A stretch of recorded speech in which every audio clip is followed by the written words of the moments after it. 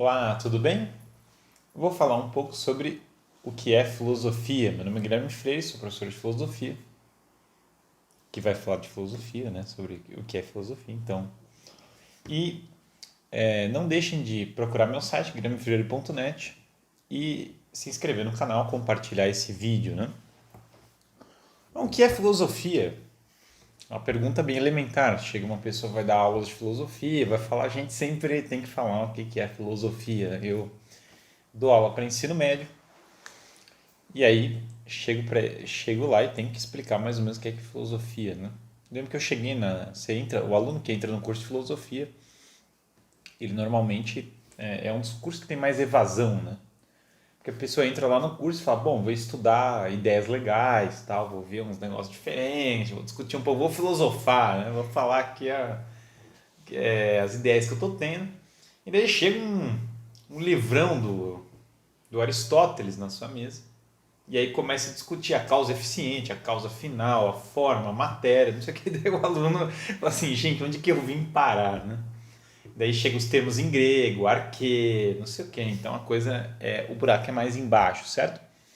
Mas, essencialmente, filosofia é a busca pela sabedoria, certo?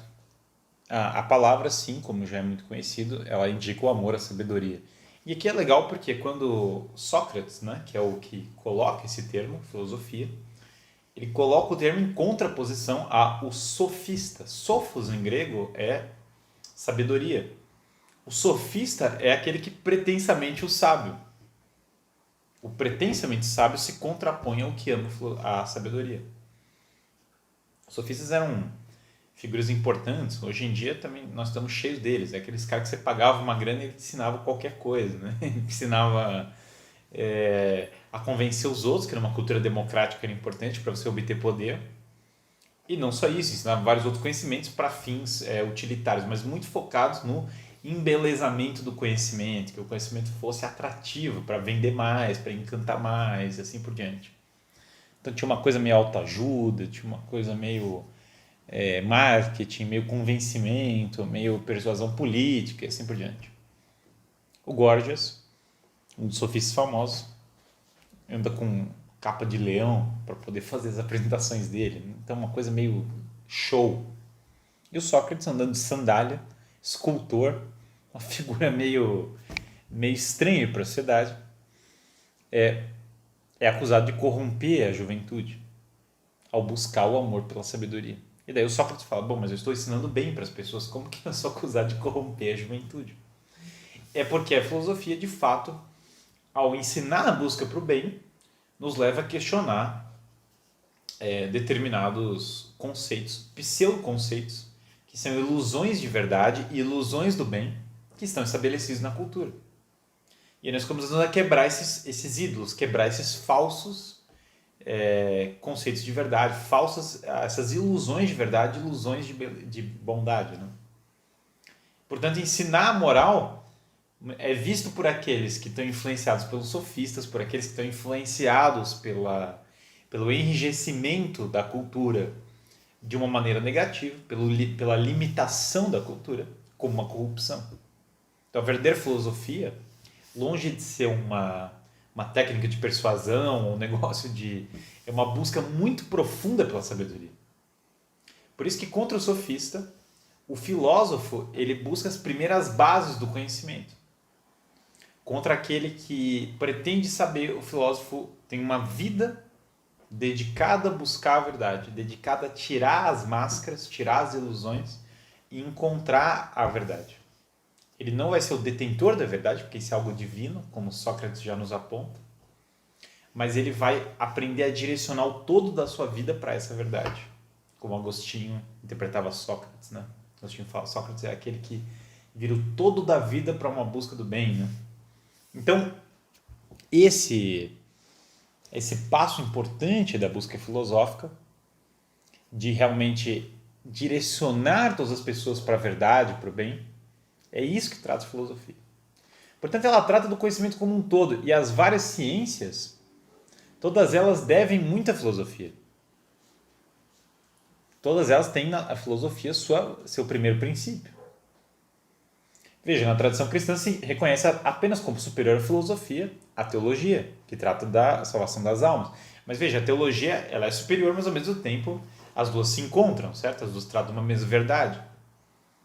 Alguns falam, São Tomás de Aquino harmonizou fé e razão. São Tomás de Aquino nunca fez isso, porque isso é uma besteira. Não precisa ser harmonizado fé e razão na cabeça dele. Na cabeça dele, a teologia trata exatamente da verdade, daquilo de coisas que são racionais, embora parta de outros pressupostos, parte de uma revelação especial.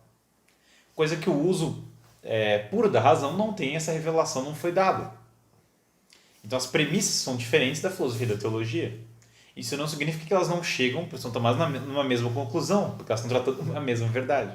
Mas o exemplo que ele dá, eu posso ter dois métodos de análise da Terra, eu posso olhar a Terra geologicamente, ou do ponto de vista da astronomia, mas as duas estão tratando a mesma Terra e elas vão me apresentar a mesma Terra. Então, o método de análise distinto não vai me levar a uma Terra diferente da que eu estou analisando, certo? Então, portanto, e olhando todas as outras ciências, nenhuma é superior à filosofia, porque ela trata da verdade, da busca da verdade enquanto tal. Inclusive, se nós olharmos como um fato histórico, as ciências vão nascendo a partir da filosofia. Euclides foi influenciado pela escola de Platão, foi o grande gênio da geometria. Claro que existia matemática antes de Euclides, mas o nosso principal texto de geometria, quase toda a tradição, vem de Euclides. A Ética é o nome de um livro de Aristóteles. Todo estudo da ética deve muito a Aristóteles, que também escreveu a lógica. E o quanto da, computação, matemática, da lógica matemática, de tudo isso, não deve a essa lógica que Aristóteles escreveu. A biologia, que Aristóteles foi um dos grandes pais da biologia, e os alunos dele colocaram realmente a biologia no caminho que nós temos. Zoologia, Aristóteles colecionava os animais, catalogava tudo. Ali começa a aparecer isso. Toda a noção da filosofia política, as primeiras pessoas a analisar as constituições dos estados de maneira sistemática foi Aristóteles. Platão, nos grandes primeiros filósofos a pensar sistemas políticos, sistemas éticos, sistemas jurídicos, a questão da moral, conexão da beleza com o bem, com a verdade.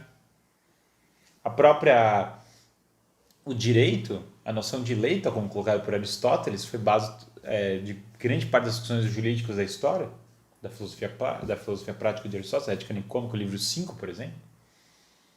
Então, na verdade, claro, o direito pressupõe os conhecimentos da filosofia, da metafísica, todos os conhecimentos estão na filosofia, da filosofia prática, enquanto tal, da ética. Então, a filosofia, veja, ela dá a base para todos os outros conhecimentos. E aí que as pessoas às vezes pensam, mas filosofia é inútil. Estou estudando uma coisa prática, fazer aqui um negócio que é prático.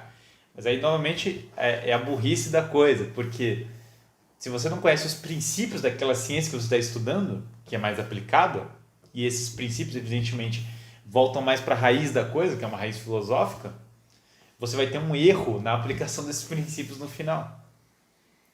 Por isso que os maiores juristas, os maiores matemáticos são também filósofos da matemática, filósofos do direito. Claro, porque eles vão na própria essência daquilo que é a matemática, na essência daquilo que é o direito. Na essência daquilo que é a ciência, a verdade a qual eles estão buscando. E daí eles vão para a filosofia, evidentemente. Grande parte das descobertas científicas, matemáticas, foram feitas por filósofos. Não à toa, claro. Isso nós vemos ao longo de toda a história.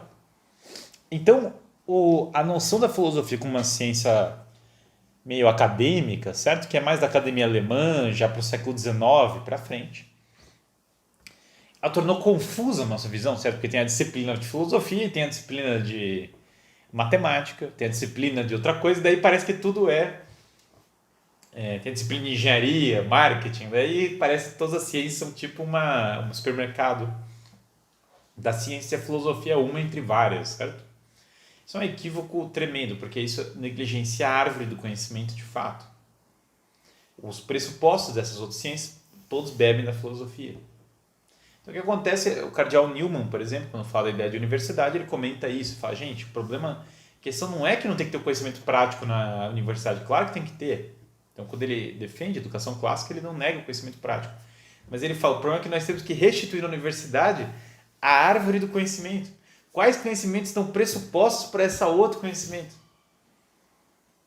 Isso é uma coisa que hoje em dia nós perdemos muito, porque nós perdemos conhecimento filosófico. Isso que o Papa João Paulo II, influenciado pelo Newman, na encíclica do Ex Corde Ecclesiae, fala, gente, a universidade está fragmentada. Por que está fragmentada? Nós perdemos aquilo que une as ciências. O que unia a ciência? A filosofia. A filosofia e a teologia era o que unia a ciência. Então agora, sem a filosofia, os conhecimentos são todos fragmentados. E aqui o matemático está falando uma linguagem que o cara da química não entende o que o outro está falando. Tem toda uma disciplina que é a filosofia da ciência, que eu gosto muito, por sinal. Estudo método científico, que permitiria uma união melhor dessas disciplinas. O outro é o jurista, não entende nada do que o economista está falando. Embora os dois estejam falando sobre o fenômeno muitas vezes político, de organização social. Daí chega lá no governo, daí tem lá um advogado e um economista, daí os dois se batem, o economista e o advogado, porque eles têm ciências diferentes, eles não conhecem as bases essenciais de nenhuma das duas, e eles vão se batendo não de um projeto comum, é autocontraditório. Mas ambos estão tratando das relações sociais. Então a filosofia é o que permite toda essa união. Então o estudo da filosofia é útil, num certo sentido, ele é extremamente útil. Ele é útil para todas as pessoas que estudam e que buscam a verdade de algum modo.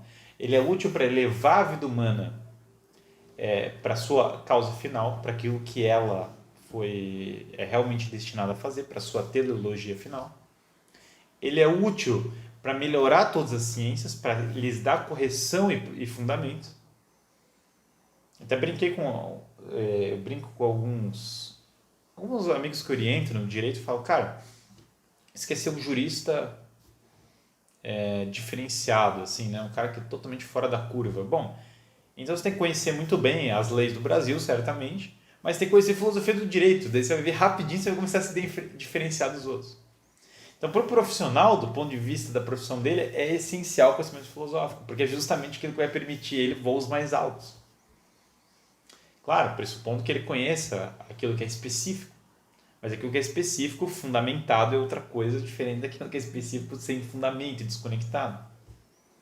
Então, essa parte também é extremamente útil. Então, a filosofia, nesse sentido, ela é uma disciplina que ela trata de coisas mais abstratas? Sim, porque ela trata de conhecimentos mais elevados. Portanto, eu tenho que sair um pouquinho da minha experiência imediata e começar a pensar em coisas mais elevadas. Mas ela não é uma disciplina, como alguns péssimos filósofos, construtivistas, relativistas, colocam, que trata de qualquer coisa, certo? A filosofia trata de qualquer coisa, os caras falam qualquer coisa para chegar em qualquer lugar. Isso já é... Esse tipo de deturpação já é uma decorrência da decadência da filosofia, não da filosofia boa, certo? Filosofia decadente, ruim, daí trata de qualquer coisa, daí é meio autoajuda, daí é meio qualquer coisa, não tem nada a ver com filosofia. A filosofia boa, profunda, ela não trata de qualquer coisa, ela trata de busca da verdade e ela é uma disciplina muito desafiadora por causa disso, a mais desafiadora de todas nesse sentido. Ela trata de coisas simples muitas vezes, mas as coisas simples são as mais difíceis. É mais fácil falar o que é um copo do que discorrer sobre o bem, certo? O que é o bem, o que é a beleza. Evidentemente, essas coisas são mais profundas. Então, enfim, basicamente é isso que é a filosofia. Sócrates, Platão, Aristóteles são o essencial da filosofia. Eu montei um guia de estudos, quem quiser alguns guias de onde começar a estudar filosofia, tem lá no meu site, guilhermefreire.net. Ali tem outros indicativos, né? Mas esses três aí sempre não dá para fugir dos três, né? Esses são grandes pais da filosofia. E aqui ao longo do canal eu vou falando mais sobre filosofia, dando mais indicações, falando de outros filósofos, para que se possa saber um pouco melhor o que é a filosofia, né? Muito obrigado aí a todos, não deixe de se inscrever no canal, compartilhar o vídeo.